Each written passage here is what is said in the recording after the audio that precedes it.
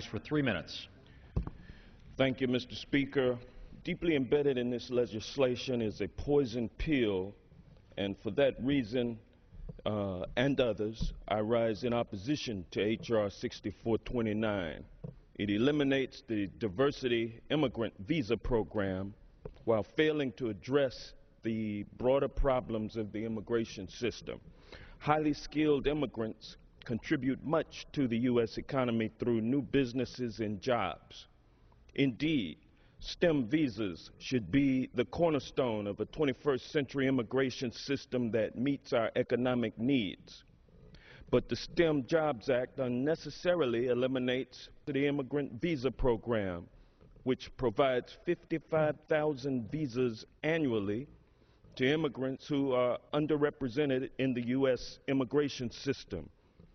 Because roughly half of these immigrants are blacks from Africa, eliminating these visas disproportionately affects them. African immigrants are also disadvantaged by a system that perpetuates their exclusion. For instance, Africans are unable to take advantage of immigrant visas issued in the family preference category because few Africans have existing family ties in the United States. Eliminating the diversity visa program harms America's diversity, which is both important and necessary. It's alarming that Republican supporters of this bill view immigration as a zero-sum game where we can only grant STEM visas by eliminating diversity visas. That is racist, if not in its intent, then certainly in its effect. Republicans have received or just received historically low votes from minorities in the past election, yet they want to create an immigration system that gives visas with one hand while taking visas away from minorities with the other.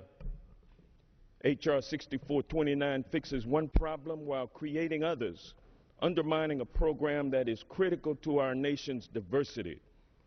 It is a Trojan horse, and the ugly head of racism will rear its ugly head if this Trojan horse, H.R. 29, becomes law. What America needs is an immigration system that creates opportunities for new Americans, unites families, and provides for a robust system for enforcement. Because this bill fails to address these larger challenges while eliminating an important program for enhancing diversity, I plan to vote against it, and I urge my colleagues to do the same. Mr. Speaker, I yield back the balance of my time. Speaker, I would inquire if the gentleman's statement about the ugly head of racism was a reference to those of us who authored this bill. Chair will not render an advisory opinion.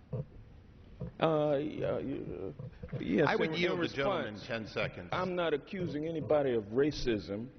I don't know what is in the head of those who support this bill, but if it's not racist in its intent, it's certainly racist in its effect. Gentleman's Mr. time has Speaker, expired. as I previously